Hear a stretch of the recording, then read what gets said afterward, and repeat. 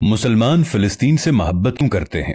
ہم فلسطین سے اس لیے محبت کرتے ہیں کہ یہ فلسطین انبیاء علیہم السلام کا مسکن اور سرزمین رہی ہے۔ اللہ تبارک و تعالی نے حضرت لوط علیہ السلام کو اس عذاب سے نجات دی جو ان کی قوم پر اسی جگہ نازل ہوا تھا۔ حضرت ابراہیم علیہ السلام نے فلسطین کی طرف ہجرت فرمائی تھی۔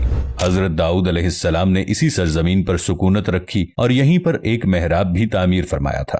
حضرت سلیمان علیہ السلام نے اسی ملک میں بیٹھ کر ساری دنیا پر حکومت فرمائی۔ چیونٹیوں کا وہ مشہور قصہ جو قرآن پاک کی سورۃ النمل میں درج ہے، جس میں ایک چیونٹی نے اپنی باقی ساتھیوں سے کہا تھا کہ اے چیونٹیوں اپنے بلوں میں گھس جاؤ، مبادا کہ حضرت سلیمان علیہ السلام کے گھوڑے تمہیں کچل نہ ڈالیں۔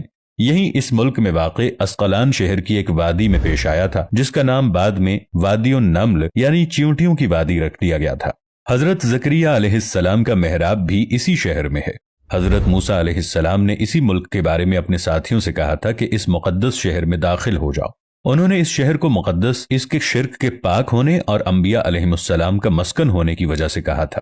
اس شہر میں کئی معجزات وقوع پذیر ہوئے، جن میں ایک کنواری بیوی حضرت مریم علیہ السلام کے بطن سے حضرت عیسیٰ علیہ السلام کی ولادت مبارکہ بھی ہے۔ حضرت عیسیٰ علیہ السلام کو جب ان کے قوم نے قتل کرنا چاہا تو اللہ تبارک و تعالی نے انہیں اسی سرزمین سے آسمان پر اٹھا لیا تھا۔ قیامت کی علامت میں سے ایک حضرت عیسیٰ علیہ السلام کا زمین پر واپس تشریف لانا اسی شہر کے مقام سفید مینار کے پاس ہوگا۔ اسی شہر کے ہی مقام باب لد پر حضرت عیسیٰ علیہ السلام مسیح دجال کو قتل کریں گے۔ فلسطین ہی ارض محشر ہے۔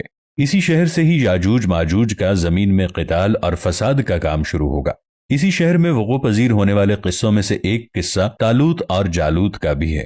فلسطین کو نماز کی فرضیت کے بعد مسلمانوں کا قبلہ اول ہونے کا اعزاز بھی حاصل ہے۔ ہجرت کے بعد حضرت جبرائیل علیہ السلام دوران نماز ہی حکم ربی سے آقا علیہ السلام کو مسجد اقصی سے بیت اللہ یعنی مکہ مکرمہ کی طرف رخ کرا گئے تھے، اور جس مسجد میں یہ واقعہ پیش آیا وہ مسجد آج بھی مسجد قبلتین کہلاتی ہے۔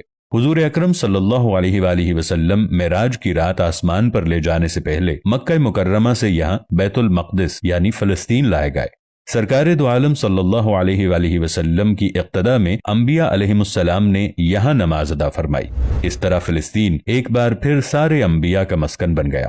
سیدنا ابو ذر رضی اللہ عنہ کہتے ہیں کہ میں نے رسول اللہ صلی اللہ علیہ وآلہ وسلم سے عرض کیا کہ زمین پر سب سے پہلی مسجد کون سی بنائی گئی؟ تو آپ نے فرمایا کہ مسجد الحرام یعنی خانہ کعبہ۔ میں نے عرض کیا کہ پھر کون سی مسجد بنائی گئی؟ تو آپ صلی اللہ علیہ وآلہ وسلم نے فرمایا کہ مسجد الاقصی یعنی بیت المقدس۔ میں نے پھر عرض کیا کہ ان دونوں کے درمیان کتنا فاصلہ تھا؟ آپ صلی اللہ علیہ وآلہ وسلم نے فرمایا کہ 40 برس کا، اور تو جہاں بھی نماز کا وقت پالے وہیں نماز ادا کر لے، بس وہ مسجد ہی ہے۔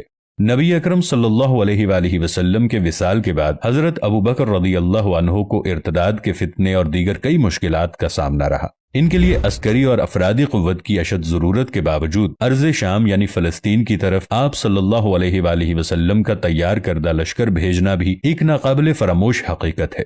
جبکہ اسلام کے سنہری دور فاروقی میں دنیا بھر کی فتوحات کو چھوڑ کر محض فلسطین کی فتح کے لیے خود سیدنا عمر رضی اللہ عنہ کا چل کر جانا اور وہاں جا کر نماز ادا کرنا اس شہر کی عظمت کو اجاگر کرتا ہے۔ دوسری بار بعینہ ہی معراج کی رات بروز جمعہ 27 رجب 583 ہجری کو صلاح الدین ایوبی کے ہاتھوں اس شہر کا دوبارہ فتح ہونا بھی ایک نشانی ہے۔ قدس بیت المقدس کا نام قرآن سے پہلے تک ہوا کرتا تھا۔ قرآن نازل ہوا تو اس کا نام مسجد اقصی رکھ دیا گیا۔ قدس اس شہر کی اس تقدیس کی وجہ سے ہے جو اسے دوسرے شہروں سے ممتاز کرتی ہے۔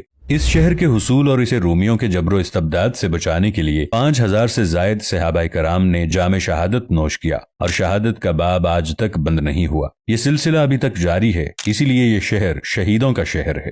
مسجد اقصی اور بلاد شام کی اہمیت بالکل حرمین شریفین جیسی ہے۔ جب قرآن پاک کی یہ آیت والتین والزیتون وطور سینین وہذا البلد الامین نازل ہوئی تو ابن عباس رضی اللہ عنہ کہتے ہیں کہ ہم نے بلاد شام کو التین یعنی انجیر سے، بلاد فلسطین کو الزیتون سے، اور الطور سینین کو مصر کے پہاڑ کوہ طور جس پر جا کر حضرت موسیٰ علیہ السلام اللہ پاک سے کلام کیا کرتے تھے اس سے استدلال کیا۔ اور قرآن پاک کی یہ آیت مبارکہ وَلَقَدْ كَتَبْنَا فِي الزَّبُورِ مِن بَعْدِ الذِّكْرِ أَنَّ الْأَرْضَ يَرِثُهَا عِبَادِيَ الصَّالِحُونَ، اس آیت سے یہ استدلال لیا گیا کہ امت محمد حقیقت میں اس مقدس سرزمین کی وارث ہے، جبکہ فلسطین کی عظمت کا اندازہ اس بات سے بھی لگایا جا سکتا ہے यहाँ पर पढ़ी जाने वाली हर नमाज का अज्र 500 गुना बढ़ा कर दिया जाता है।